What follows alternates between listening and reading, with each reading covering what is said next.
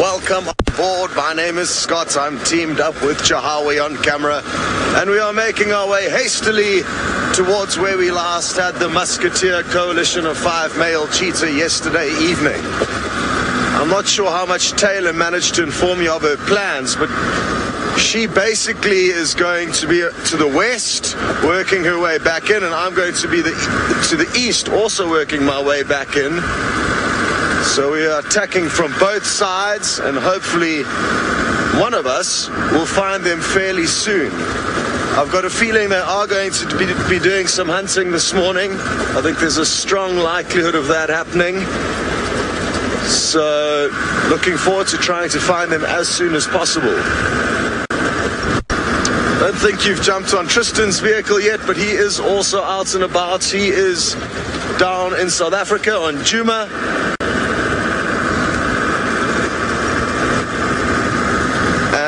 Not too sure what his plans are, but really looking forward to this morning's safari. Oh, cool. Tristan's doing a bushwalk today. So I think it's been a long time since any of you have had the joy of being taken on a stroll through the African wilderness. So that is something to look forward to. Tristan, I heard him chatting with Taylor briefly. He said it's been quite rainy there, so he's worried his poor toes are going to get wet. Should maybe get a pair of gumboots for the summer season.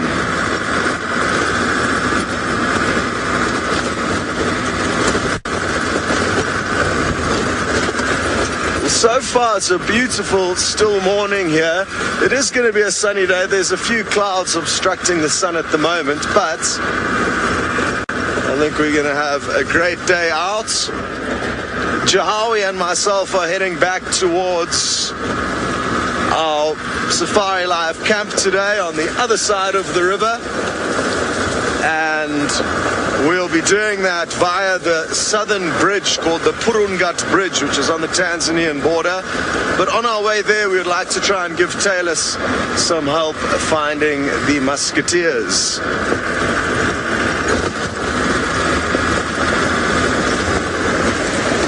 Woohoo! Obviously not going fast enough. Maybe they know something we don't. Okay.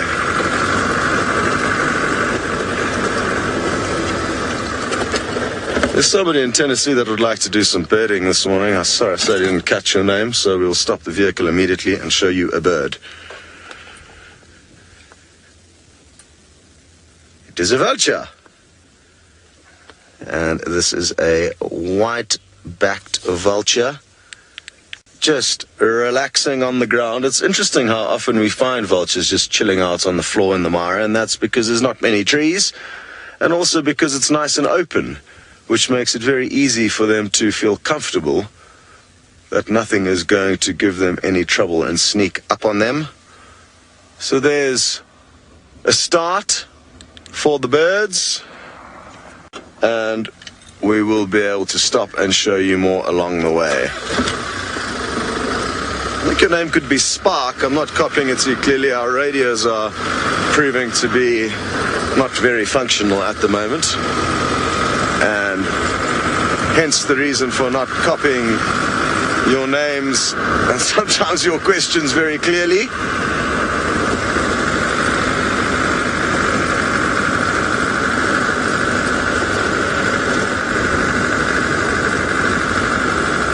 So I'm planning on stopping just up ahead here and scanning out towards the west through these open valleys in the hope that we may get a glimpse of the cheetah we are looking for.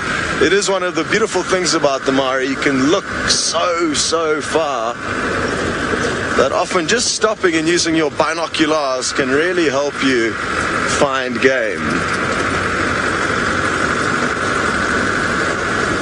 Where to stop exactly? They're about 500 or 600 meters to our west yesterday evening when we left them, and they were heading in a southerly direction. Okay, come on, binoculars. Do your business for us.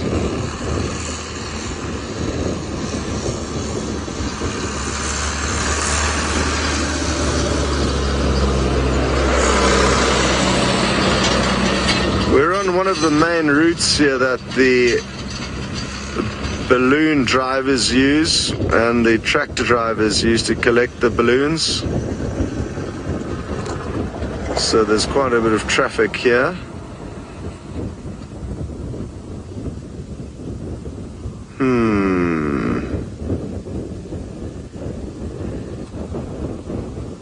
No immediate sign of them.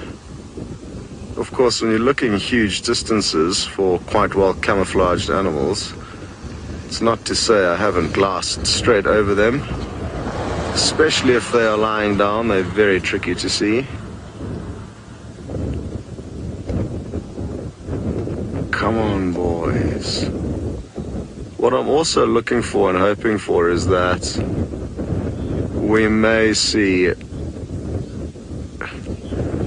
a whole bunch of wildebeest behaving strangely. And if we see that, that can also lead us to believe that there are predators nearby.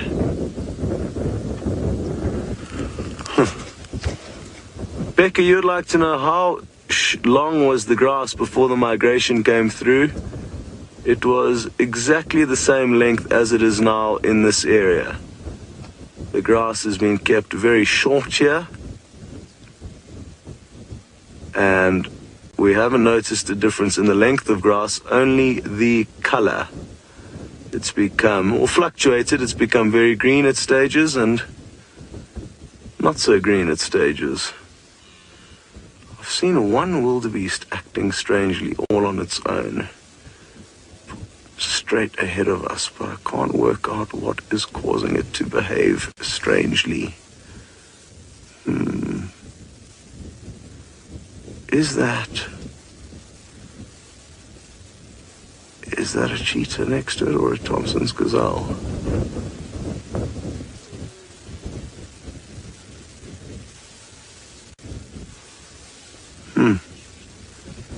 Looks like a Tommy that was close to it. So, we're going to have to refine our search. Oh no, I've got terrible news, everyone. Well, I think it's terrible. Sadly, the bushwalk is not working, so Tristan has got lucky and his toes will not be getting wet and he is jumping into a vehicle. So I guess because they haven't used that rig for quite some time, it's developed some issues while it's been sitting unfunctional. So you'll be taken around in a vehicle. Oh, I can see Taylor.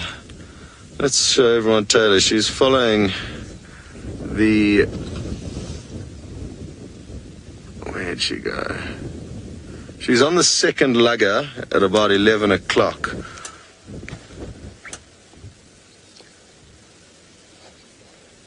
A little bit to the right, and then, yeah, there she is. So she's making her way into this general area, which is where we last had the boys.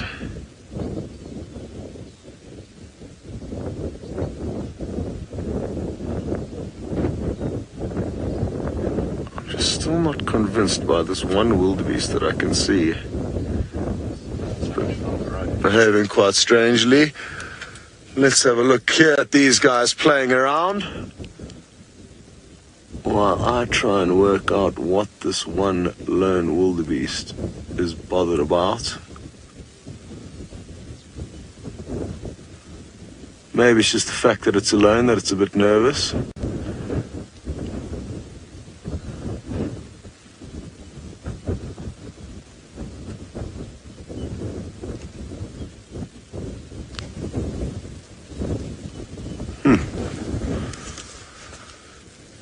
Okay, well maybe we should just make our way there into that general area.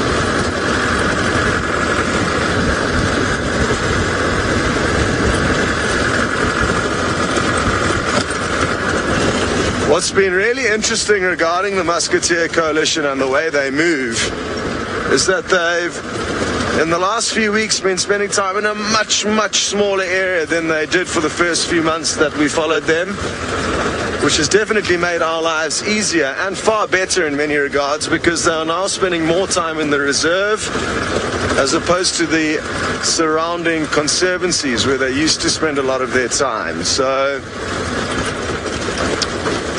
we're in a fortunate situation that they've changed their accommodation plans, and let's hope that they really do establish themselves in this area. We may lose signal going through this hill. If so, I apologize. Going through this hill, I don't think that's the right way to describe it. It's probably better described river.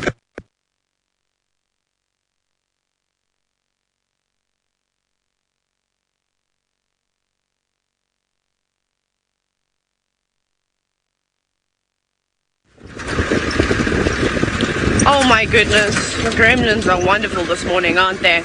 Right, so we're in the area where we left the musketeers last night, as well as there's a female cheetah, who I'm still not sure who it is, and then there were also 4 big male lions quite close by. So we sort of backtracked a bit. We went to the last exact point where I knew that we had them, when they were marking up on that gardenia, just before we had that beautiful scene with the clouds, the moon, the wildebeest, and then of course the cheetah behind the wildebeest. That was just up behind us, and then around here a little bit further up is where we had the female cheetah. So I'm just scanning. I just want to have a very quick look, but then we are going to climb to higher ground, and I'm going to get my binoculars out and we're going to have a little look around. I did see one vehicle driving towards the tree line along the lugger where the 4 male lions supposedly were. So I don't know if they've moved or what they've been up to, but we'll hopefully find out soon enough. I did scan in the spot where I had seen that female cheetah, but I haven't seen any sign of it. There's plenty Thompson's gazelle that have now taken over this area. A couple of zebra, a few topi, of course, in between. But so far, no cigar. But I think we'll get them. I reckon between myself and Scott, we should be able to relocate them again. They sat down. That's why we ended up leaving them last night and not continuing following them after the show, as they all 5 of them just plonked down. Obviously a little bit tired. Maybe they thought that their chances of catching something were over. I don't know. So we just need to try and figure out where they've gone. But cheetah can travel huge distances, so they could really be anywhere. I mean, imagine if they were, say, chased around by those male lions, they would have booked it in the complete opposite direction, which then could also throw us off with our search a little bit. But I reckon we'll get there. I'm just heading back towards the main road now. I'm trying to focus. You saw yesterday how that female cheetah was completely hidden away by a small depression in the ground and a termite mound only that high above the ground too, so we could quite easily drive past them. So it is important, when you are looking for an elusive creature like a cheetah, that you make sure that you focus and you scan everywhere and you stop. If you think you've seen something, stop and have a look, double check with the binoculars. Now Joy, you're wondering, how do we ID the cheetah? Well, from my understanding, I managed to have one of the pages load. It took about 6 hours for it to open. This is how bad my internet signal is on the other side. And I was just reading the Mara Meru Cheetah Project page, and they were saying something along the lines of that they've photographed 120 different individual cheetah within the triangle in the Masai Mara National Reserve, and they've identified 90 of them. So the way that they will now give a name to them is they'll use different types of patterns on their bodies. Obviously with lions, with leopards, it's pretty easy because you can use their spot patterns on their face, around their whiskers. However, you're going to find the same, some females might have, no, those are too many, those are Tommies, might find that, 100 different female leopards have the same spot pattern. So then you've got to start looking for other things. But with cheetah, what you would do is you would use patterns on their legs. You would just group a collection of spots, the stripes or rings around their tails, and there's a number of different ways that you can sort of ID any obvious scars or nicks in the ears. You'd use a combination of things, and we do the same thing with lions and leopards as well. But when you're trying to figure out who you've got, unless you know key identifying features of a specific animal, whether it be a cheetah, leopard or lion, you need to actually have a picture, you need to have a clear view of the animal in front of you and then try and work it out. So it can be a little bit difficult, which is why I've also been struggling, because I haven't been able to pull up any pictures of the various cheetahs. So I think what I might do when I get home tomorrow is go on and see if there's any ID kits somewhere on the internet, try and save them onto my phone or something, my iPad or whatever, and then I'll have them forever. That'll make it a bit better, because relying on cell phone service out here and Wi-Fi is difficult. It's not particularly reliable. I don't know what to do. Let's go even higher. Let's climb a little bit. Just want to quickly fix my earpiece. See, there's lots of animals around here. Just because there's animals around doesn't mean that there's not necessarily any predators. That's another big misconception with guides. Because if you look at when the wildebeest migration comes through, you literally look in between the pockets of wildebeest and you'll find prides of lions just laying down on the grass. Or a cheetah or a leopard or whatever it may be. Okay, so we're going to keep heading up this way. We're going to get to the top. I think we need to get to a vantage point. We're going to scan about. Tristan is back in the vehicle. He's going to be heading out now, and apparently he's got some form of surprise. I do indeed, because there you can see a dangling set of paws in the form of Shadow's little cub, and she's sitting right next to us. Good morning, little girl. Now, it is unfortunate that we couldn't do our bushwalk. We had a few comms issues, and well, fortunately we found both Shadow and Cub, and they have a big kill, and it's in the tree, which is fantastic news. Now, I might as well say good morning before we get started into our Shadow and Cub sighting. My name is Tristan, as Taylor mentioned, and on camera today I do have Senzo Easy, and so we are coming to you live from South Africa. So remember, hashtag Safari Live on Twitter or YouTube chat if you would like to get hold of us. But what an epic way to start our day. We've had a few frustrations with the bushwalk pack, and we couldn't get our audio right, and I was a bit on the sort of myth side, if you want to call it that, and we jumped into a car, and well, this is the first sight that has greeted us, is these two beautiful leopards sitting up in the tree, and Shadow's little cub is probably, I would say at the moment, about 2 meters from my eye level, and she's just kind of taking it very easy. She's got the most fluffiest tail. I've never noticed it, but she's got this long fluffy tail that is just hanging down, and she's watching the hyenas that are loping around in this area and kind of watching them. And then Mom is also up in the tree, but she's a little bit further away on the other side. So there she is. You can see her silhouetted against the sunrise, and it seems like they've got quite a lot of that impala still left. It looks like quite a large impala, so I'd imagine these two are going to be here for probably at least today, if not for the next 2 days, which is really fantastic news. There you can see one of the hyenas that I was talking about. There's about 2 or 3 of them that are busy moving around here. I think unfortunately they've realized there's no chance for them to actually get any sort of joy out of this. There's the carcass is high up in the tree. Shadow is protecting that. Hello, little one.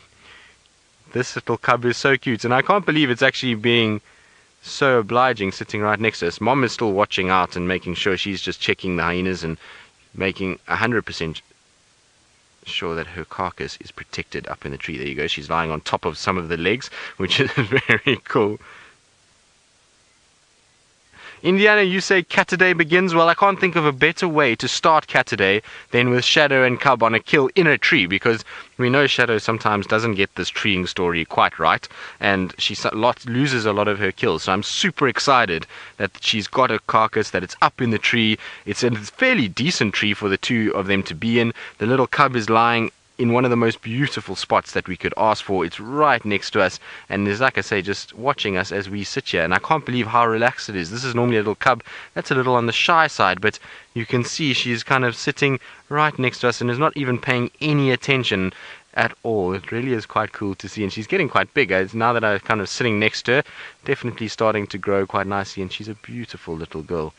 I'm so glad that she's starting to get more relaxed, or is relaxed, and allows us views like that. It really is a special thing to have. Very cute.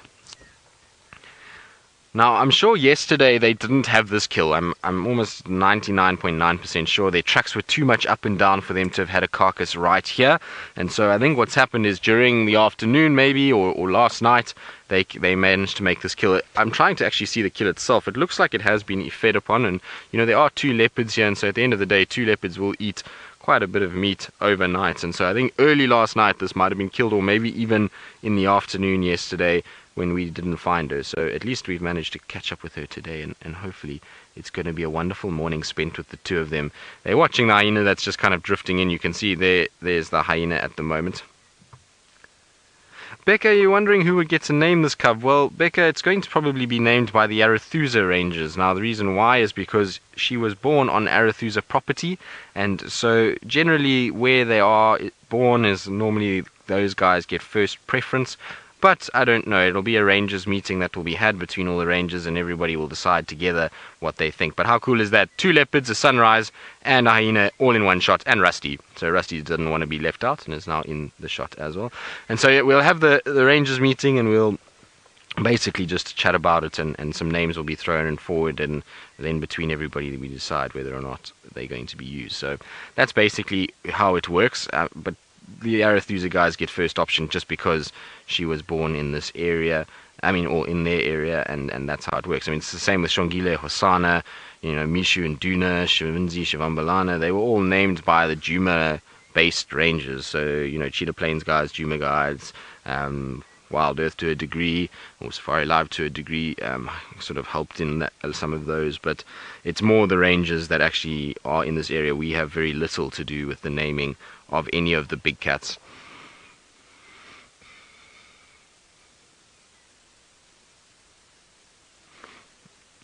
Chris Rogue, you say that this hyena's name is Sol, and it's one of Gwen's older cubs. Well, that's good to hear. It seems as though Gwen's family has just taken over lately in this western side of Djuma. I believe the other day at the den, a number of her offspring were also there. So it's great to see that she's around and she's provided successful kind of lineages to this area. It really is good. Now, the other 2 that are drifting around, I'm not quite sure who they are. There was also one that I found on Zoe's going back towards the den side, which I think was Ribbon, but I couldn't see nicely as it was moving away.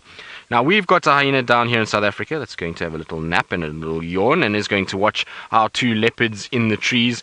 And while we kind of watch our hyena, I believe Taylor McCurdy has managed to find a spotted beauty of her own, also feasting off a dead animal. We've got hyenas eating a wildebeest at the moment. I wonder who killed it. I wonder if it wasn't the musketeers that maybe made a kill last night and were chased off. But hyenas can hunt too, which is quite interesting. So maybe we're in the right area. But they're finishing off. There were lots and lots of hyenas around here. I just see them popping up every now and then along the drainage line. So there must be a den nearby, because there's quite a few sub-adults as well hanging about, but they're just finishing it up. And I suppose for a hyena, there's actually plenty food on there. Just trying to get the good bits. Going in from the eye. It's also a youngster that's feeding away there, and one having a nap because it is too full already. So I'm still trying to figure out what on earth has gone on here. And then we've also got an eagle of sorts. This to the right. I'm actually trying to identify it. It looks like a stepped eagle, but maybe I'm just looking for the great spotted. I'm trying to find it on my phone, but now I can't find it on my bird app, because I remember Brent said that they look quite similar. But do you think that I'd be able to find it on my phone? No, don't be ridiculous. Let me just have a look quickly. There's a few others. No, I think it is stepped. It's quite big. Although that very white sort of sear is impressive, isn't it? And it's just getting all the scraps at the moment. It's got a very pale eye, brown eye. That's what I'm also thinking. So I'm going to have a look at the gape quickly. How far, if it extends towards the eye. Yeah, it does. Yeah, I'm going to go with a stepped eagle here. Very cool, though. And it's so close and so relaxed. I suppose when you're trying to eat something, though, you don't let too much get in your way. and you'll just sort of move around the hyenas, and the hyena's not bothered by the bird at all. As long as it keeps away from the main part of the carcass and it just picks up the little bits, they won't chase it out, which is quite cool to see. But look how easily that hyena just picks up their carcass as if it weighed absolutely nothing. Now obviously there's not really any more muscle or flesh left on that carcass, so it is going to be light. But I think if I went there, I would struggle to pick up that wildebeest carcass. It doesn't look like a big one. I think it could have been a sub-adult. There's obviously a clear there's a bit of dominance going on here from that hyena that's there on the right-hand side, pulling it now. It doesn't want to let this other hyenas feed. So it just sit off to the side and wait its turn. You see that? Constantly turning and acting quite aggressive towards it. But that's funny how that youngster's allowed to feed, so although it's also being quite cautious and just keeping out of the way. I wouldn't drag that if I were you. You might get into trouble, little one. Isn't this amazing? There's plenty of hyenas around on this side of the reserve. It's actually quite amazing how many there are. But we probably won't stay here too long because we do have a mission this morning. We have a mission to find the musketeers and hope to find spend the morning with them. And I don't really... Oh, hang on. Here comes a big vulture. Look at this. Just soaring in. Who are you? Looks like a leopard face. Let's see when it lands down on the ground. Hello, good morning. Welcome to the party. That's a big bird, hey? Beautiful big leopard face vulture. It's actually nice to see them up against the hyenas. You don't realize how big those birds are until they're down on the ground. And then, of course, that very creepy walk that they do. There you go. Lucky you found a few scraps. And I love seeing hyenas feasting on carcasses because the interaction with other predators, smaller predators and raptors, is quite cool to see. Let's see how tolerant they are going to be of this big vulture. And let's see if he's going to chase his eagle away. Also, look how he I don't know if it's a male. Look how that vulture completely dwarfs that eagle, too. Let's see, gonna sneak up. I always think of the Pink Panther. Da-dum, da-dum, da-dum, da-dum, da-da-da-da-da-da-da-da-da. Whenever a vulture walks. Ooh. Rebecca, you said that the steppe eagle is new to your bird list. That's very cool. What number is it? That'd be nice to know. Let us know. #SafariLive. It's really nice to, of course, see. He's not going to tolerate. Are you going to chase it? I think as long as that eagle keeps out of that vulture's... Oh, it's number 67, Rebecca. Congratulations. Oh, there you go. Vulture, you're having an easy morning today. You're not really having to do anything. You've got a bit of... What is that? Maybe a bit of intestine. You pull that out and going to eat it like a piece of spaghetti. It's like a rather large earthworm. And there we go. So now you can see how nothing goes to waste when you have raptors and vultures and hyenas around. Even the jackals will come in probably shortly and also come and look for some scraps. I'm surprised there's no jackals here, in fact, because they're always about milling around, trying to get whatever they can. But this is a nice little scene, don't you think? First thing in the morning. I think it's pretty cool. I mean, I could sit here and watch this all day, but I do want to find those cheetah. I think this could have been the doings of the boys, and I think that they've had their kills stolen from them. We're just not too far away from where we left them. We're probably about 1 kilometer away, which is absolutely nothing for a cheetah. I could be wrong. Like I said, hyenas are exceptionally good hunters and take down lots and lots of prey species often, and especially if they cause a frenzy. Amongst the herd, it'd be quite easy to catch a juvenile wildebeest. Like I said, I think it's a particularly big clan that's living around here, because I just see hyenas every now and then. I think that they're bushes and they're not. Oh, now we've got a Rupel's vulture who's joined. Now you can actually see, and a white-backed. Oh my goodness, there we go. So now you've got the largest on the left. Here we go, another leopard face, and then the second largest being the Rupels, and then the whiteback coming in at third, and then of course you would have the hooded, a little bit of tug of war there. Oh, this is amazing. This is really great to see. This is going to be a nice meal for the vultures. I mean, if you can imagine, that's what they try and do. First thing in the morning, they haven't even had to take off and catch a thermal to find their food. They're probably just perched nearby, and maybe they've been listening to the sounds of the bush and the hyenas getting quite excited through the night, and then, of course, responded at the appropriate time. And flary, fluffy legs.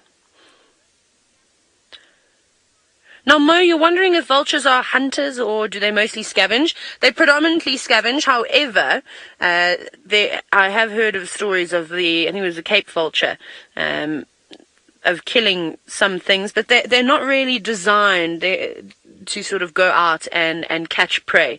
They do heavily rely on scavenging. Oh, there we go. There's another one. This is the birds is actually the most intriguing. So this must be a pair. Isn't this incredible? All trying to get in on there. I feel like that steppe eagle was a bit sort of late. Not this one, the other one that first arrived, because it wasn't really getting much at all. And then the vultures came in and were able to find all the good bits, and now the smaller eagles are getting nothing really. Let's see, are you going to be brave enough to chase that vulture? No, they're just trying to they're basically eating in parts of the intestine now. They don't really want to eat the feces. Look at the way they move on the ground. You don't often get to see birds walking around like this. I mean, eagles either perched or soaring. So that's nice. Oh! Bumping heads there, literally. Oh, this is lovely.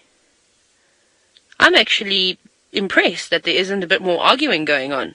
Maybe it's just because there is so many scraps about, they don't need to fight just yet, but as soon as everything starts to disappear, and then I think we're going to get a bit of action amongst the birds fighting about, will they be able to get on that carcass? I'm not so sure. The hyenas are doing a very good job at taking care of it and getting rid of every little scrap. That is just incredible to see. I'm so impressed with the different sizes of birds here. That's amazing.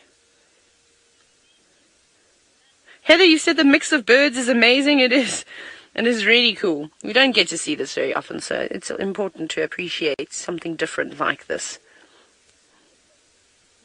Hyenas, are you going to start making noises?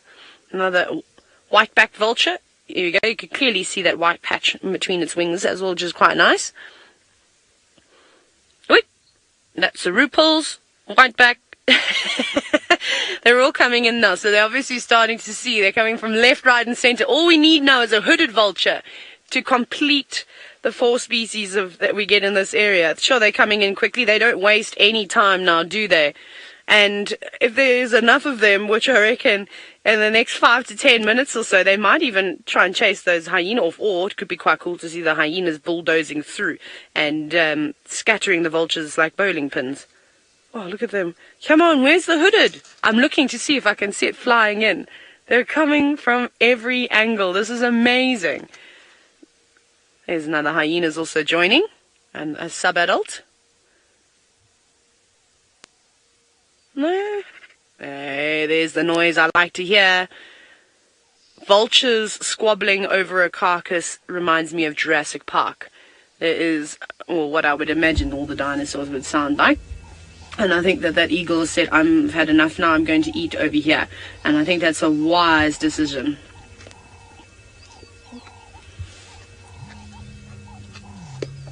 Now, Becca, you're wondering if the brain is ever eaten, or can they not break the skull? Well, let me tell you, Becca, the jaws of a hyena are incredible. They're so strong, and they are able to crush through bone. So, yes, they will eat the brain. You know what they normally do, and lions often do it, is they always eat the eyes first. They obviously find them particularly tasty, and then the hyenas will be able to crush through. You might find that they break open around the sort of snout, around the nose. Wait. Yes, you can really see that one is way more dominant than the other girls. You're not very happy about the one on the right feeding. There you go. You can hear the crunching now, Becca. So they will crunch and try and get through it. And every single part, every organ of this wildebeest will be completely devoured. Look at all the crowd gathering now. Eagles are going, we're getting out of here. I'm taking my dinner and I'm going. There we go. That's a better spot to feed. Oh, that's awesome. Still no hooded. They're going to be late to join the party. If they don't get you soon enough, there's going to be nothing left. Now, vultures have a hierarchy too. It's pretty amazing around a carcass. If you've ever been fortunate enough. Are those juveniles? Can we look on the right? I think those are juvenile whitebacks. I think so. They look like it. You see how they're still quite white and fluffy? They don't look as big as the adults just yet. So I think those are juveniles. Especially the two on the right with a very, very white sort of fluffiness. Oh, that's nice. See, very mottled feathers still. Just lots of streaking. Almost as if the adult was sort of showing them, right, you eat here. I'm going to go and see if I can get something else. That's amazing. We have been seeing lots of nesting vultures too. There they go. All moving about. So at a carcass, if they come across one and it's not open yet, luckily there are such an abundance of white-backed, of rupels and leopard face, because those hooded vultures, even though they are vultures, they've got really underdeveloped beaks and they aren't able to tear through the thick hide well, I suppose buffalo skin, elephant, rhino, those types of things they would find particularly difficult. Maybe something like an impala they'd be alright at. And the hyenas have just demolished it. I mean, this carcass is now a third of what it was when we first arrived. Yes, no, I'm not tolerating. I don't know. I think that little one got a fright. Didn't know if the vulture was being chased or it was being chased. Or shooting off, but it'll come back and feed again. Yeah, you lot are being surrounded now by vultures. It's turning into a numbers game here. No more vultures. Oh no, they're still coming. I can't believe it. They're coming from far away. That's amazing. I can't believe how incredible they can see. Now, BP, wondering if hyenas will carry bones around for fun like dogs do. I haven't seen it for fun. Maybe you'll find youngsters. We know young animals like to play, so that might be entertainment for them. I haven't really seen adults carrying them around for for entertainment. So no, I don't think so. I have seen adults running away with legs and bits of bones to try and feed, because if there are lots of hyenas at a carcass, there will be some that won't be able to feed, and there's actually more hyenas coming in. If you give us another 2 minutes, we're going to have another 3 or 4 join us. I can see them just running in, and there's another vulture coming from the distance. All coming in. Oh, that's beautiful.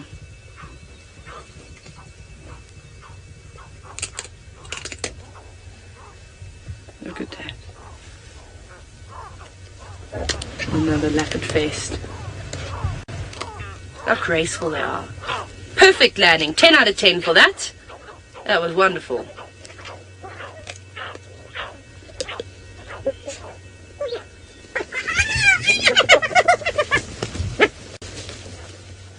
Getting a bit upset now with the vultures. There's some more hyenas coming in.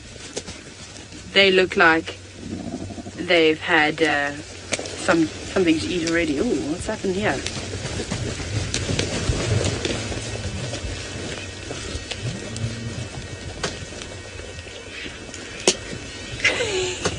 One ran off with a bit of meat and they all followed. Now they're all scrapping. What did you manage to get? I can see lots and lots of dung, so I assume that must be maybe part of the stomach.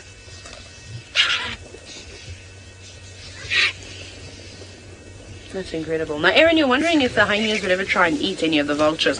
I reckon if they grabbed one, they wouldn't say no to it. Lions will often chase vultures off kills, and then youngsters will grab them and eat them. So I suppose, yes, if they were desperate. But when there is food that's not moving around, they don't have to fight it. I don't think they'll be bothered by it at all. They'll probably just chase them away. Oh, went down to 2 hyenas now. I thought the others were coming in. They were charging in this direction. They must be living in this lugger, though. I reckon they are denning around here, and maybe that's why we're seeing so many, but perhaps not too interested.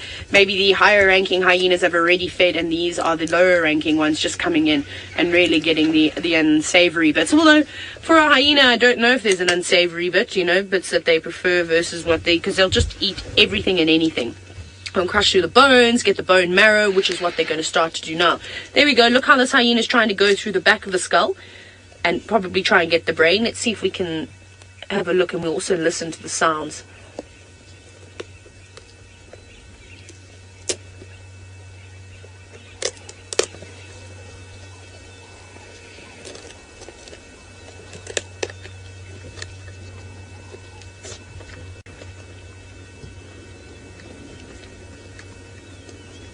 There you can see, just crunching even bits of bone on her face, just around her teeth. so no problem. So they don't have sharp teeth like a lion, a leopard does. It's slightly more sort of blunt, like I suppose like a dog. There we go, look at that. Biting and crunching down, getting into that cavity. So it looks like they've already eaten the brain. So anything that a hyena can't do. So they really are fascinating creatures. But they're looking around, another one coming in now. They've got to be cautious with all the predators gathering. Now, Becca, you're wondering if the hyenas could ever get injured from the sharp bone fragments? Most certainly, and there's always a possibility when you are feeding on bone in particular that something does, pierce your esophagus or pierce the lining of the stomach. These things can happen. However, I don't know if they happen so often. Hyenas, they have an incredible digestive system, and they've got lots of different enzymes that help break up bone in particular. I mean, they're one of the few creatures out there that can digest such huge shards of bone. And that's why we see their dung coming out. Firstly, it's almost like a lime green color, and then as it starts to dry, it of course turns white because of all that excess calcium carbonate that comes out from the bones. And then that's the coolest thing. If any of you have ever seen a tortoise eating hyena dung, that's one of my favorite things to watch. I haven't seen it for a while. There's another hyena that looks covered in blood. And I wonder if this maybe wasn't one of the first hyenas to feed upon the wildebeest. You see that? Completely covered. So that says to me, and a very, very full belly. Or maybe there's something else around that they were feeding on too. So that must be a higher ranking hyena that, like I said, got in there first, got the best bits, and now it's just sort of moving around, maybe investigating, watching up on everybody. I'm still just searching, scanning around. The vultures are just coming in. They haven't stopped coming in. I was just hoping that we were going to see maybe like some lions come charging in to see what's going on over here. Because again, we weren't too far away from where those 4 males were. Now, Andy, you're wondering if the hyena will eat the mouth and the teeth of that wildebeest. They might. I mean, if they get in the way and they're trying to chew on the jaw, they probably just swallow a tooth whole. I don't think they'd intentionally go for something like that. There's no real sustenance to teeth. There's other bits where they can get some more nutrients from. They will chew around the jaw though, and that's often why when you find carcasses of wildebeest, of buffalo, impala, you name it, you often miss the bottom jaw. There's only little bits on the top jaw, and it's just because the hyenas have been there crunching away and eaten most of it. There we go, to crunching and pulling now. Let's see what you're going to get. No, that was just some flesh and some... See that? They've completely obliterated that carcass. And they won't really eat the horns either. Again, the keratin on a horn, not particularly tasty. They'd be able to digest it though. But again, no real nutritional value. Can't believe it, not one hooded vulture here. That's unusual. They're always at carcasses. It was nice to see those juvenile whitebacks though. That was really amazing.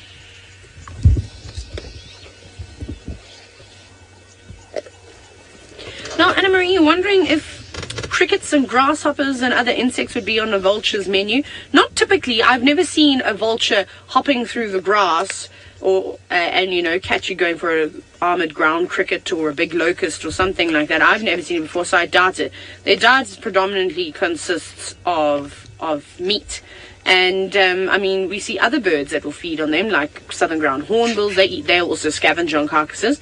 Secretary birds will go for things like the grasshoppers, but vultures, I don't think it's particularly tasty for them. And again, they don't really hunt. They're specialists at scavenging. This is awesome. But I think what we're going to do, like I said, as much as I'd love to sit here all day long, I really think that we should try and put some effort into trying to find these boys again. I can't imagine they would have gone too far. I think they must just be sitting down somewhere. We're just missing them. So I want to go drive around and see what we can find. But very cool. How great was that sighting? I'm going to send you back to South Africa now, and we're going to do a bit of a drive around. So enjoy Shadow and Cub with Tristan. Well, it's hard not to enjoy Shadow and Cub when they're sitting just meters away from you, up in a tree with a kill. It's absolutely the most beautiful thing, and I just can't believe how chilled this little cub is being today. We're sitting here, and normally it kind of looks at us and is always quite perturbed, but this morning it is not really worried at all. Like I say, at one point we were probably only about, I would say, not even 8-10 feet away from her, and she was just staring straight at Senzo and I, and she was actually quite curious of the camera. I wonder if she could maybe see her reflection on the lens, because she kept looking at the camera and kind of checking it out, and then we repositioned slightly just so we'd have a better view of Shadow herself, and since then she's just really become very sleepy and has slowly but surely crept her way along the branch just to try and keep up with the shade and to keep some shade over her eyes. It's been super cute just to watch her, and it's amazing how much better she's getting, and moments like this and us spending a lot of time with her when she's got kills is always going to be a good thing, because ultimately she's learning all the time that we're not something to worry about, and we've made massive strides with this little cub over the last, I would say, the last sort of 4 or 5 months. Really has become far more comfortable with our presence. What is quite interesting as well is that I haven't seen Shadow's cub since the kill when Byron was here, and we haven't seen much sign of her, but she definitely looks as though she's grown a little bit since then. She's actually looking quite sort of leopardess now and not so cubby. She still does have a bit of a cub face, but she's slowly but surely growing out of it and becoming quite a sleek, slender, beautiful cat. And so I'm so glad for Shadow that this has kind of happened, and that she's really managed to, so far, keep this little one alive and really do a good job with her. It just shows when there's a bit more of a stable male leopard environment, and where she is now right in the heart of Tingana's territory and not many other males moving around. It makes life a lot easier for her, and she's able then hopefully to raise this little one to adulthood. But I love when leopards sit like that with their feet dangling and their tail. You can see Shadows in the exact same pose with bits of impala dangling all over the place. Now I've had a good chance to kind of look at this impala with binoculars. They must have killed it yesterday, so it must have been consumed during the day yesterday. So when we were tracking yesterday morning, the tracks were heading in this general direction, and so I think Shadow fed on it and then went to go fetch the cub, and then they played and went back and forth and maybe went down for water again, because the nearest water from here is either Treehouse Dam or even Gari Dam. So she's gone, I think, back and forth to Treehouse to go and drink, and that's why we were kind of having tracks all over the place, and they've fed on quite a bit. And so I don't know if she'll be here till for the day tomorrow, but she'll definitely still be here overnight.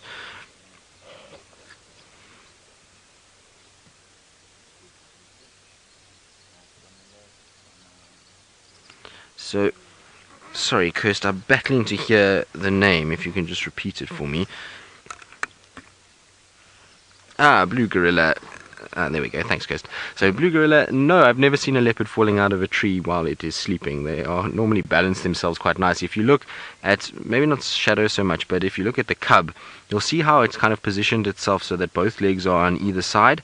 And what happens is, as it's sleeping, if for any reason it might start to shift or slide a little bit, it'll kind of wake it up before it actually falls out. So I've never seen a leopard falling out of a tree due to just being fast asleep. I've seen leopards falling out of trees when trying to climb or trying to take carcasses up.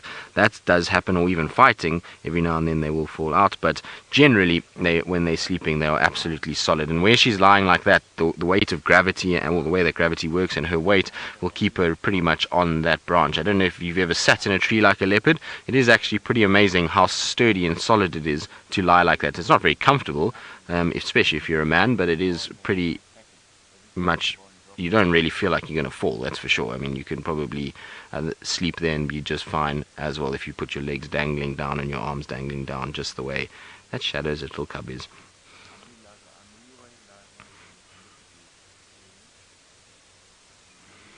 I didn't do it. You're wondering if their tail is the length of their body. So, no, their tail is slightly shorter. Well, it depends on what we consider to be a body, actually. Do we take the head into account, or are we just talking about from the back legs to the front shoulders? Because if it's from the back legs to the front shoulders, then it will be about that length. But when you add the head in, then no, then the tail's a little shorter. If you look at her there, if you take that tail, you'd probably get it just to the front shoulder, and then she would still have her neck and head coming from there. So their tail is normally about 1 meter long, and a leopard can be, in total, on a big leopard, can be close to almost 3 meters in length from nose to tip. So that will give you an idea that their tails don't reach all the way. That's generally in males, and you'll find if you look at males, often their tails look much shorter than what the females do in proportion. The female tail looks as though it's a little bit longer a lot of the time. And then you obviously get genetic variances. If you look at somebody like Quarantine, his tail was surprisingly short, to be honest, and very slender. That when I saw him the other day, I'm still convinced that there's a tip of his tail that is missing. The white part of his tail looks as though there's not very much of it, so I think that he might have a little tip missing. I don't know, maybe he had an injury at some point. But I know Salesh also had the same issue. And then you look at somebody like Enchila, who's got this massive long fluffy tail, and so it just depends on the individual. Now, talking about Enchila and her fluffy tail, and so we're looking at Shadow Cub and now saying that she's got a very fluffy tail too. So Noel, I'm not sure if she'll keep that tail like that. I mean, obviously she is growing and she's going to take on slightly different features, but she definitely looks as though her tail will stay fairly thick. I don't know if it'll stay as fluffy. It will probably get a little more slender, and kind of the hair will get a bit shorter like what we see on Shadow. Her tail is a little bit more sleek and slender, so I think it'll eventually get like that. But she does have a beautiful tail nonetheless. It's not quite like Enchila's tail, which is a female leopard to our west. For those of you that don't know who Enchila is, she's a female leopard that occurs on the western side of our area and sometimes comes in here. She's got the most fluffiest, biggest tail. It almost looks like a snow leopard tail. I absolutely love that leopard when she walks around. It kind of looks quite odd when you see her for the first time. So, but even she has kind of, her tail is not as fluffy as what it is, or what it was. So she's lost a bit of her fluff too. But I think both these leopards are going to have a very, very, very big nap. You'll find that they've probably fed quite nicely. It was raining the early hours of this morning. Everything was quite wet when we woke up, and it was damp. And so during that time, you probably find they had a good feed during the night when it was cooler. Now that the sun is coming out, it's time just to have a really good nap. It's also going to be interesting. I mean, how much the interaction they had with hyenas. Maybe they're a bit tired from kind of watching hyenas coming up and down and being chased around and getting carcasses up into trees, and so it must have been a long night, and now it's time to have a really good rest. So mom and daughter both in the exact same way. I doubt they're going to stay up here though. As that sun gets more vicious and it gets hotter, you're going to find a situation where probably both of these cats are going to end up coming down at some point and lying in shade, and then from there they'll just go back and forth during the day and feed when they really want to. And I think this evening is going to be absolutely wonderful, because the way that this little cub is lying, the sun is going to come over our shoulders and it's going to be perfectly aligned for that branch. And if there is a leopard in that branch where this little cub is now, it is going to be just the most perfect lighting and just the most wonderful sighting. So it'll be very, very cool to be here around that golden hour that we get sometimes. So hopefully that will be the case. I'm super happy because we've had two drives in a row where we've had leopards in trees, which is nice because it's been a long time since I've seen a leopard up in a tree, and so to have 2 drives in a row with them is really quite fantastic. Now Shadow's yawning a little bit. I wonder if maybe she's getting a bit hot up there and might decide to start coming down.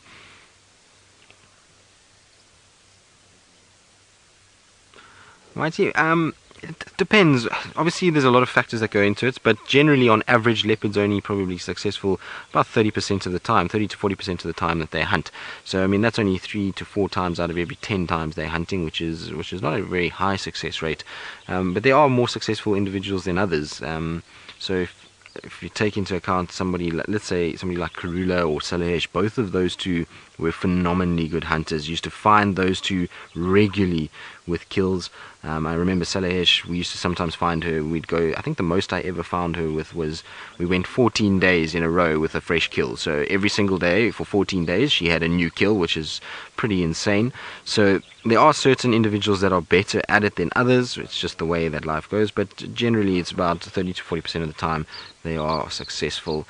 Obviously in younger individuals it's going to be less. You'll probably find somebody like Hosana, Shongile, Shadow's Cub, Tamba. Their success rate will probably be far less because they're still learning and they're still trying to get into it and get their technique honed, and so you'll find their success rate lower. And then older individuals, so somebody like, let's say, Tingana or Mvula, their success rate also starts to dip off a little bit because as they get older they get slower, they get a little bit kind of almost, I suppose, as much like us as people, our body starts to break down a little bit and becomes a lot harder to chase some of the more fleet-footed animals. And that's why you'll find leopards like Mvula start going after things like porcupines and aardvarks and warthogs, where they can find the burrow and then just wait for that animal to come out and then just drop down onto it. So it just depends on where they are in their life as well, which will also determine what goes on. Now you can see Shadow there is just watching over her kill, and she's panting quite heavily. I'm sure she's getting quite hot, and I don't think she's going to be up in the tree too much longer. You see how bright it is behind her. The sun is starting to come out now, and it's starting to get very warm. And so we're going to sit with her and just see if she does start to move out of the tree and if she does start to come down. But while we sit with her, I believe Scotty D, who's been on the search for those 5 musketeers, is still driving around the Masai Mara, and I wish him the best of luck as he goes in search of those spotted beauties. Well, sounds like you guys have been having a wonderful morning. And so are we. Haven't seen much, but we've been covering a lot of ground on our way back to the Safari Live camp. There's a little hill in front of us, which is called Lookout Hill, a very well-known hill that looks down onto some of the main crossing points of the Mara River. And I'd just like to show you where our camp is. It's probably at around 2 o'clock where we have to go.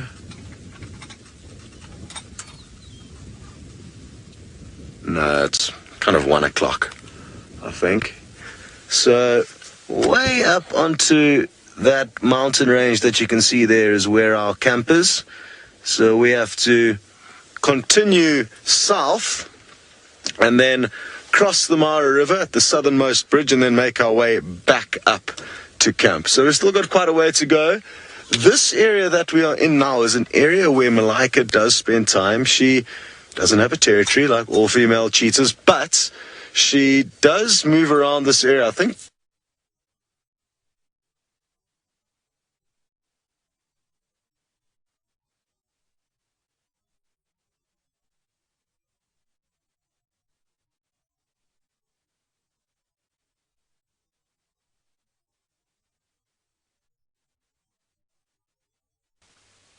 Well, unfortunately, it seems as though Scotty's got a few gremlins, but that's okay. We'll give him a bit of time to try and find those 5 boys, as they, I'm sure, have been quite busy during the night, chasing and causing lots of havoc. They're absolutely incredible, those 5 cheetahs. It's been probably, I think, one of the biggest highlights of the Mara over this last few, sort of 6 months, is that we've had these 5 boys that have just caused absolute chaos and have really been fascinating to watch. It's almost like a lot of what we know about male cheetah coalitions has been sort of debunked, and a lot of information about cheetahs themselves has been changed by watching those 5. So I wish Scotty the best of luck this afternoon. If anybody's going to find them, it's most certainly going to be Scott. At the end of the day, he's spent so much time with those guys. I'm sure he has a fairly good handle on how they move around in that particular area. Now you can see the hoof of the impala just dangling from the tree. That's what these hyenas are waiting for. So you're probably wondering why hyenas would stick around even though the carcass is up in the tree and they can't get to it. Well, that's the exact reason, is when something is dangling like that by a thread, as Shadow feeds, or the cub feeds, so little bits and legs are going to start dropping down, and the hyenas then can gain nutrients from that without actually having to do anything. So rather than having to roam around, look for food and expend energy, they can just sit and rest in the shady areas. As soon as something drops, they can then grab it and they can feed off it, and they have exerted no energy to be able to get to it. Also, the thing is that you never know. A cub might drop that whole carcass and then the hyenas get away with the entire thing. So it just goes to show that it's always good to be patient and good to wait, and even for us, patience is key. If we sit here for a while and we watch and we just take in, I know that sometimes these guys don't move much. I see the cub's now standing up, so I wonder if the cub is going to just reposition itself. Hello, little one. You are very cute. I think it's going to change position because its face was in the sun and the eyes were, I think, being kind of hurt, and the glare was probably not very comfortable, and so this little one is now going to tuck its head. There we go, and we've resettled again back into a nice comfy spot. She's very cool.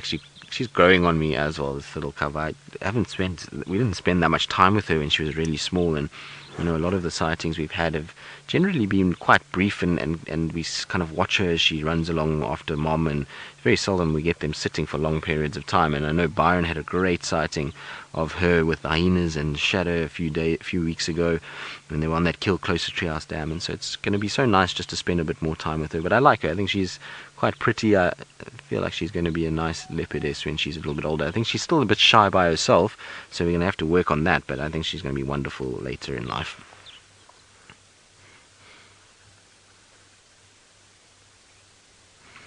Heather, the age that she makes the cub leave is obviously going to be dependent on a number of factors, but it's anywhere between sort of 14 months and 2 years that we normally see. There's obviously outliers to that, and there are cubs that are left at 10 months old, which is about what she is now, and there are cubs then that are left as old as 3.5. I've seen a cub that is 3.5 still with its mom, so which is pretty ridiculous, because at 3.5, if it's a female or a male, it's already sexually mature and is able to mate.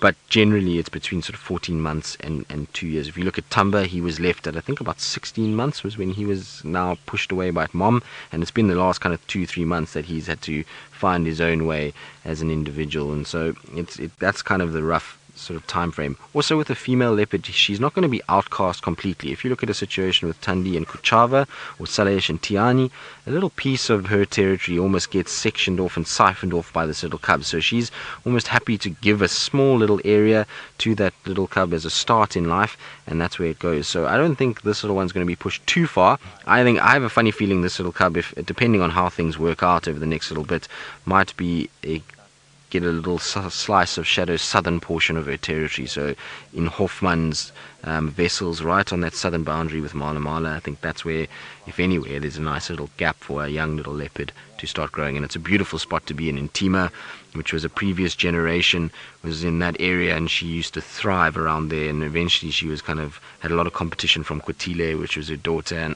ostrich koppies, and they all kind of competed for there. So it's got drainage lines, it's got nice open areas, it's got a lot of density of prey animals and water, so it's a perfect place for a young leopard to start growing up. And I know Shadow has taken her that far, so I think that's where, if anywhere, Shadow would probably leave us down that area. I'm sure Shadow wants this section and wants to be in this part. Her and Tandi are vying for that Mulawati. They're both getting seen regularly around that area now, and so I think there's going to be a situation where the two of them are going to fight over that drainage line, and that might just be the boundaries. The Mulawati might be kind of defined as the edge for both Tandi and Shadow, but what's going to be interesting is who actually gets the Mulawati and who is able to utilize it more often. Seems as though Tandi at this stage is being around there far more often than what Shadow is, but we are seeing Shadow kind of making inroads and going in there more and more and more, so it's going to be a really interesting kind of scenario, and general leopard dynamics over this area is going to change hugely over the next little bit. We've got a number of older individuals in the form of Mvula Tingana, Shadow, Tandi. These are all older leopards that we've got, and there's going to be new younger leopards that are going to come through, and it's going to be interesting to see where everybody settles down and how this whole process works. And on the female side, like I say, we've got a number of young females, and same on the male side. I think there's actually more competition in the female world of young females at the moment than there is in the males, but at the end of the day, it's going to be interesting where all those young females kind of sit and settle. The loss of Karula and Salesh has definitely made things a lot easier, and it's going to certainly make things a lot easier for the younger individuals, but there's also going to be a lot more competition over those areas because there's not this dominant female leopard that is able to kind of control that area and make sure that everything is okay. So it's an interesting kind of way of sort of seeing things. I see Shadow's up now. I wonder if she's not going to start feeding a little bit and then come back down, or maybe she's just decided she needs to just reposition slightly. She's walking okay though, a little bit ginger on that front left leg. We know the front left leg has been a bit of an issue, but you see she's doing much like what the cub was doing earlier. She's almost like turned her position just to orientate her face away from the sun a little bit, and I think she might kind of have a sniff around, and maybe she'll have a little feed, but I don't think it'll be much before she then comes down and tries to settle on the ground here. Now this tree is not the best tree for us in terms of viewing, but actually for a leopard it's quite fine because it's got the perfect combination of sort of branches that make it easy for her to sit in. The only thing is that this tree would be an easy tree for lions to get in and out of. They wouldn't struggle to get through here. Luckily for us, the lions don't seem to want to be on Djuma at the moment. They all want to be other places, and so luckily for Shadow, I think she'll be just fine, and she should potentially keep that kill. But how nice is that for a silhouette as she kind of stands with her legs quite out and open. It's almost like she looks as quite powerful and striking figure against that sort of stormy cloud in the background. It is very, very pretty. This morning has been absolutely beautiful. That first sort of hour, that since 5 o'clock, between 5 and 6 o'clock, before we kind of got going and we had our few issues with the bushwalk pack, it was absolutely beautiful. It was overcast and dreary and rainy and looked horrible, and then the sun came out and it was just this beautiful color, and everything smelled clean and fresh, and there was that rain scent in the air. It was absolutely wonderful. So I'm sure things are going to get a lot hotter during the day, but we'll make use of those stormy clouds now in a quite dramatic scene of Shadow feeding off her carcass. Now you may hear there's a few cars that are just repositioning and turning and changing angles slightly, and that's just because of Shadow getting up and moving. Some people are kind of trying to move out and reposition themselves so that they've got better light to be able to view Shadow, and I might just go slightly forward just so that we can see her as she feeds. Hold on, Sens. So just want to try and just head a little bit just so Senzo can see her face. There we go, Sens. That might be a bit better. Becca, the biggest prey that is hunted by leopards, I mean, obviously it depends on the leopard. Big male leopards can bring down much larger prey items. So a big male leopard will be able to go after quite large giraffe. I've seen Tingana taking down, I would say, probably close to almost 2-year-old giraffe. It was massive in comparison to him. Anderson has also taken a number of baby giraffe. I've seen leopard with a baby elephant, with baby rhino, baby hippos. So that's all kind of where they go. I think once things get slightly larger, even in the sort of elephant, hippo, rhino world, those are all newborns. They're not individuals that are very large or very aggressive or anything like that. And I think once an elephant or rhino or hippo gets to a year old, I think it's out of the categories even for leopards, but you never know.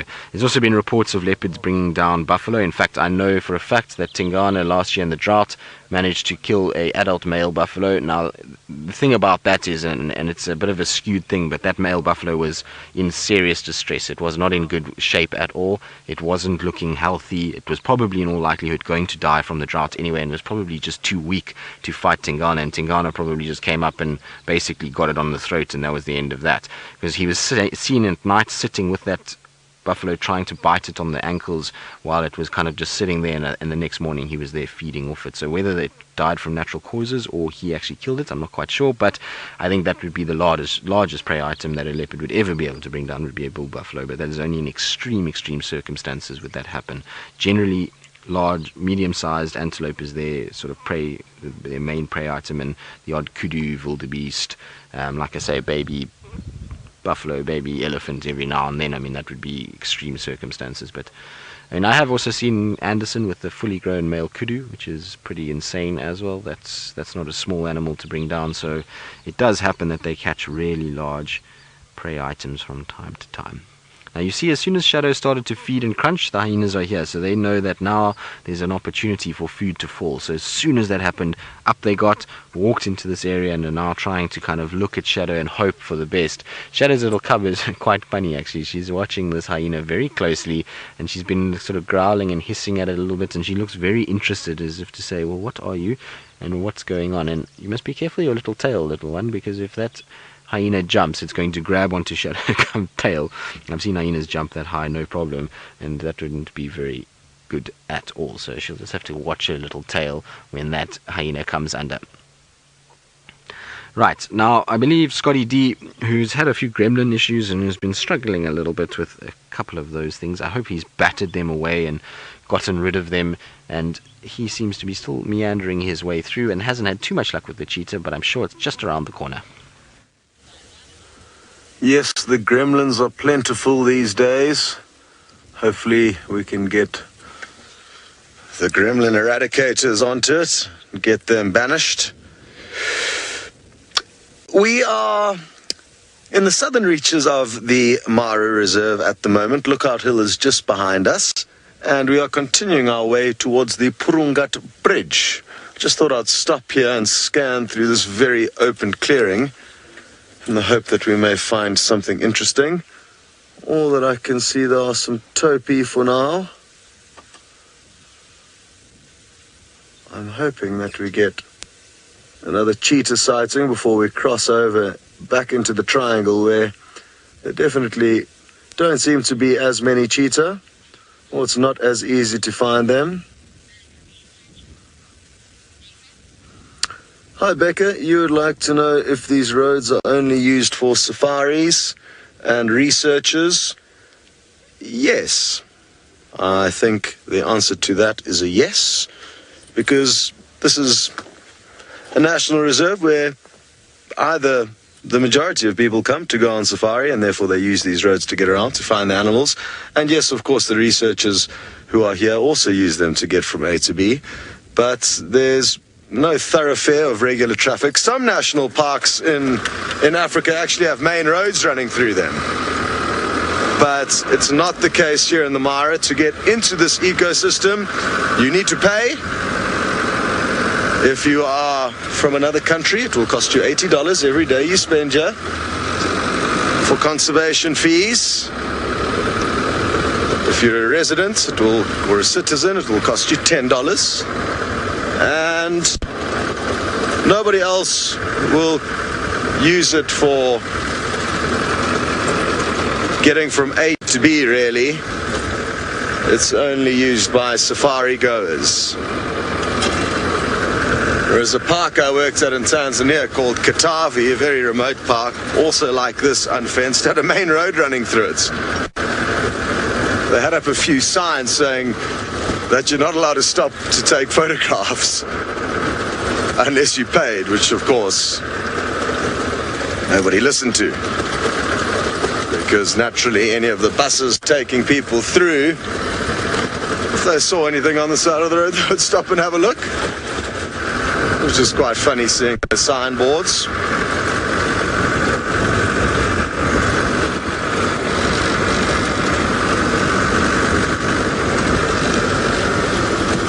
Well, I hope Taylor manages to find the Musketeer Coalition. I did spend a bit of time in that area hoping to assist her in finding them, but no joy.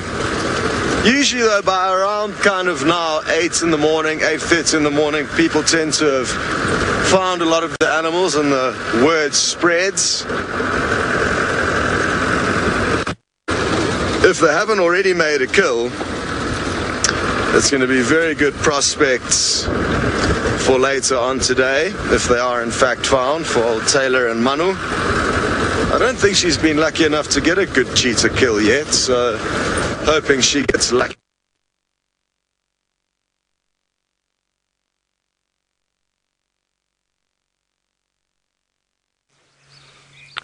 So unfortunately the gremlins seem to be playing a lot of issues down that side of the world, and I hope that both of the two find what they're looking for. I seem to think they're both searching for the same animal, so with the two of them looking, I'm pretty sure they won't be able to hide for too long, although it seems as though those cheetah can do some serious distance when they want to.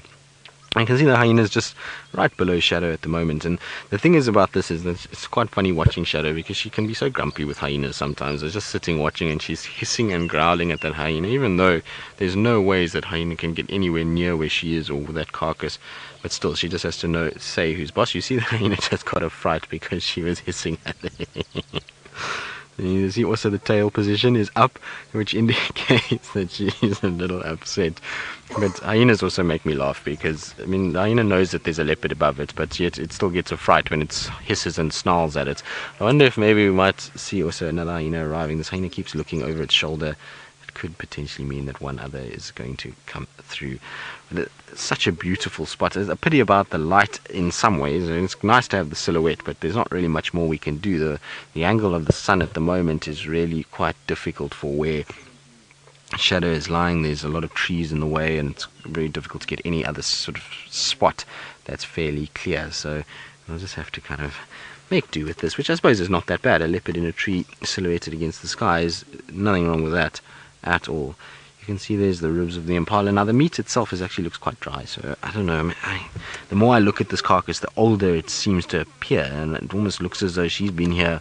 Maybe she only went and fetched the cub yesterday, but maybe she killed this the day before. I don't know. It looks like it's dried, and it's got a lot of kind of sort of dark edges to the meat, which is normally after it's been in the sun for a while.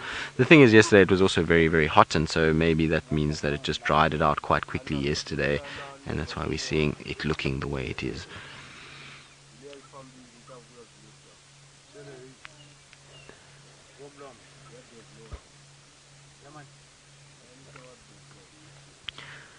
Jara, who's a new viewer, welcome to Safari Live and welcome to the largest safari vehicle in the world. I hope that you are going to love every second with it and that we will hear from you many more times.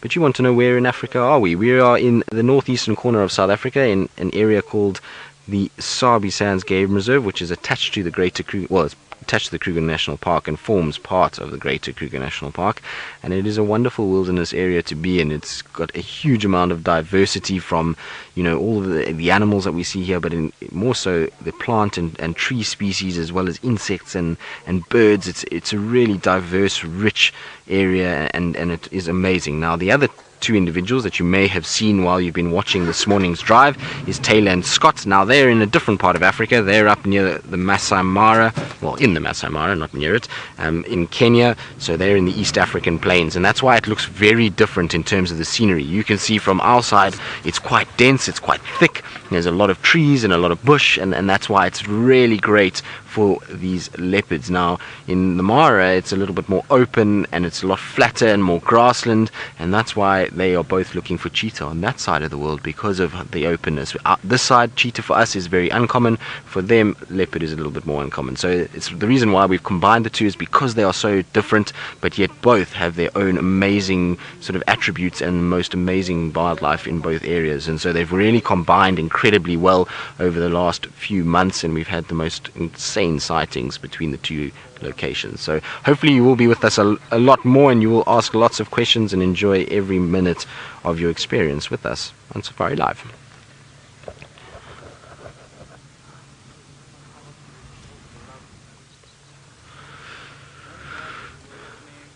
AB, so vultures and eagles, I mean, they might try and scavenge from leopard kills if it's on the ground. Once it's in the tree like this, very seldom. I have seen once or twice eagles feeding off old leopard kills, but if there's leopards around, then most certainly not. The other thing is that you'll find a situation where when it's up in a tree, it's actually quite difficult for the vultures and eagles to spot it. There's often a little bit of sort of foliage that's wrapped over that carcass and around that carcass, and it makes it much harder to see than if it's out in the open. If you have a situation where the carcass is lying away from a tree slightly, then you're going to find that it's going to be easy for those vultures to see it and come down and then harass whichever predator may be there.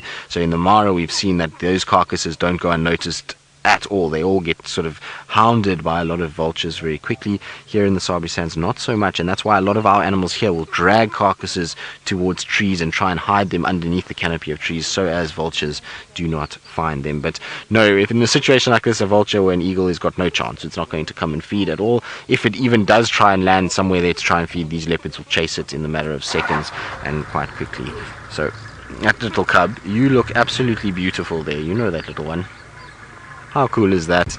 She's just taking it super easy. She's like, I'm chilling, I've had a wonderful day, and is just having the best little nap and view of what the proceedings. She's kind of watching all these vehicles going back and forth and thinking, well, I don't really need to worry. This is all kind of taking it in my stride. Very, very pretty little cub, that's for sure. See how she watches the cars though. She's still a little bit unsure. Becca, the leopards don't have the same eye color. So if we look at Shadow's cub and then we look at Tumba and Hosanna, three very different eye colors. So Hosanna's got a more orange tinge to his eye color. This is a more kind of honey color on Shadow's cub. And then Tumba has got this kind of greeny blue coloration to his. So leopard eye colors can vary quite a lot. You get a lot of different types of eye colors. You even sometimes will get leopards with two different eye colors, which is pretty unusual, but it has been recorded here in the Sabi Sands a few times. And so they do have quite a lot of different colored eyes. Brown is also a color that you'll see sometimes. Well, not deep brown, but a lightish kind of caramel brown, if we can call it that. And then you will also see sometimes blue and various other shades from there between those spectrums. So they do have a rich sort of amount of eye colors, and it's amazing to see all the different individuals and their eyes. I find though that the most common color is what you see from Shadow's cub and Shadow. They've got these kind of much sort of yellowy colored eyes. It's almost like a honey color that they've got, and then it lightens up as they get a little bit older. But that's the most sort of standard eye color that we see. The outliers are more the blues and greens and browns. Those are very uncommon eye colors to see, but we do see them from time to time. In this particular area, the lineage that is here at the moment seems to produce a lot of these light colored eyes. So we see Mvula with it, we see Tiani with it, we see Tumba with it, we see Ingrid Dam's cub. She's got quite light eyes. Ingrid Dam herself has got light eyes. Moya has got fairly bluish colored eyes. So it must just be a genetic sort of code that is here in this particular section that's producing those. If we go other parts of the reserve, you find that a lot of those leopards will have maybe green eyes or brown eyes or yellow eyes, and it's all just dependent on what lineage they come from. But shame, this little cub can't seem to get too balanced. It kind of keeps shifting and moving and finding a different place to sit, and I think it's now back to where we kind of started, although it seems as though it's now gotten itself into a proper tangle. You see the tail is over one side, two legs over another, one leg dangling down between the fork and the other one up on top. So it's just limbs are everywhere at this stage, and it's taking up as much of that branch as is possible. But it is really a beautiful sight seeing this cub. I find her to be quite enchanting this morning. She's got these big eyes and she's watching everything that's going on, and wonderful just to see her. I think she's also kind of listening to the people that are talking all around. A little small yawn. Oh, there we go. And I think she's also waiting for Mom to depart the carcass so that she can potentially go and feed. She's noticed this with Shadow though, and this cub. It's been really interesting watching this cub with Shadow, and Shadow's kind of reluctance to let the cub feed at times. She kind of growls and hisses and says, no, you're not coming anywhere near this. This is my carcass, and I will eat it as much as I want before I let you, which is quite strange. Normally females are actually quite tolerant with their little ones and will let them feed first and then they go and feed, but for some reason Shadow is being the grumpy mom and just saying no. And last time I saw them on a kill, it was the exact same thing. She kind of hissed and growled at her cub and kind of pushed her off a little bit, but I suppose eventually she'll get to feed a little bit later. I'm surprised Shadow settled down again. I thought she was going to come down. Maybe the presence of that hyena just underneath her pushed her back into the tree, and I thought that she might kind of, like I say, scale down and just find a shady spot to lie, but she seems to have repositioned it, is now sleeping back on the carcass again. So everybody is all happy and everybody is sleepy.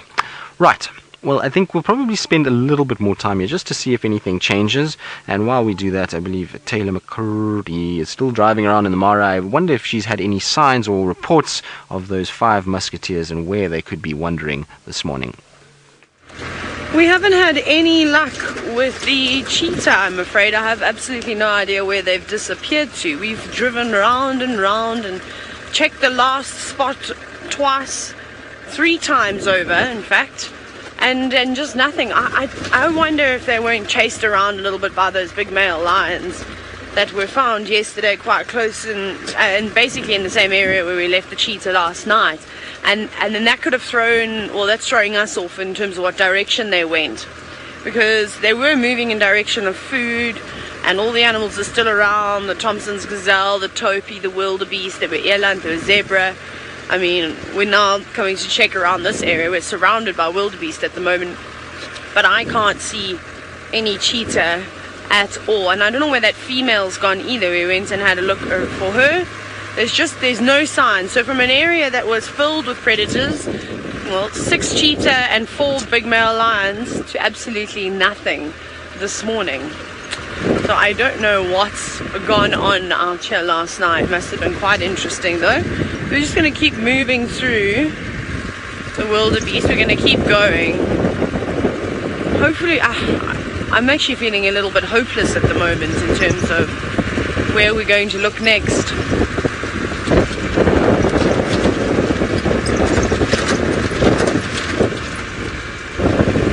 Sorry, Chris gonna... Oh, Maurice. ML, wondering where Maurice is. Maurice is here. Maurice fell out. Maurice was taped. And then when we did Facebook Lives yesterday, I took him off. I stripped him from the front of the car. And he's just resting today. He is very tired. He had a very busy day yesterday. You know, being on camera pretty much most of Game Drive. So I thought I'd give him a little bit of a break. There's another car parked up over there. Let's go see what they're looking at. This is where we had the cheetah yesterday. Yesterday morning where Scott found them was in this area. But then they moved far down there. I mean, we followed them for ages and they're not around. The other thing we can do is maybe try go through the lugger again and do another big loop up behind us, sort of to the west and then back around to the south. I think they're watching a hyena. Looks like there's a few hyena walking around, but very far away. Just checking quickly, scanning here. You won't believe how camouflaged these animals are. I mean, we constantly tell you, but until you see it, it's amazing. Oh, Michael, you're wondering if there's any chance of seeing the leucistic hyenas again. There's always an opportunity. I won't be able to find them. However, Scott's going via Purangut Bridge. So maybe we need to pass the message on to Scott and say, hey, Scott, why don't you go via the Tanzanian border to where, I don't know what the area is called, but it's the spot where the border boys like to hang around. I'm just trying to think how, it's a bit difficult to try and explain it because there's no obvious areas. So maybe Scott can go and check along the border and he'll find them. But Michael, I'd absolutely love to try and get them again. And it'll be nice because we haven't been down to that southwestern corner for quite some time. So it'll be interesting to sort of hear if there's any large gatherings of animals, or if there's prides of lions still around and the cheetah. And if that's the case, then the northern section of the triangle is horribly quiet at the moment. It might be worth us spending a bit more time down there, and then we will have a chance of finding them. It'd be great. I think we've actually managed to sort out see, the problem wasn't we didn't have picture down there, is that we had no comms. We couldn't interact with Final Control, but I think we have that issue sorted. I haven't been down to test it since, but maybe maybe Scott can do that this morning on his way around. Might be an idea. Okay, there doesn't look like there's anything here. I'm at a loss now. I don't really know what to do. I'm just thinking maybe we can give it one more loop, go through here, just follow this road, try across a couple of the luggers and head back that way. Maybe they've just, they could have gone further south and then looped around and come back west and come straight back to this area again. That's another thing. We know that they can move huge distances in such a short space of time. Especially the way that those boys walk. My goodness, they were really on a mission. I can't believe how much ground they covered in half an hour yesterday following them. They were not wasting any time. But there's so much food around for them, so they could really just be anywhere and go anywhere. It's not like the triangle where there are just only small areas of, a few wildebeest here, a few zebra there. There's just animals everywhere. Now, we'll check this lugger. This is, I think, the same lugger that Scott had a leopard in the other day. So who knows? Maybe we get to see her too. Wouldn't be a bad bet. But off we go back across to sunny South Africa. Well, hopefully the sun has come out. Well, the sun is out, it's bright and cleary and hot actually, and you can see the little covers come down and, well, it's toilet time. I think that's the only reason she actually exited the tree, is that it was time just to alleviate oneself, which is totally understandable. I feel like many of us could sympathize with poor little Shadow's cub that needed to go to the loo in an uncomfortable spot, and so she just jumped down. She's quite brave though, because the hyenas are not far away and they're kind of still hanging around in this area, and she's come down and just doesn't really pay too much attention to them. She's just like, whatever. And hyenas haven't really come in to give her any trouble either, so she's got a situation where she can just kind of take it a bit easy. She was eyeing up Mom's sort of position in the tree and was looking like she might head up that way. There you go. You see, she kind of just gives it a little glance, and once she realizes Mom is in the way, she kind of then sort of saunters off. I think she's going to find herself a nice shady spot to lie down in. Maybe somewhere around there. Nope. Still looking up at Mom longingly, as if to say, please Mom, come down, I want to go and eat, I want to go and sit where you are, I don't want to be down here where there's no food.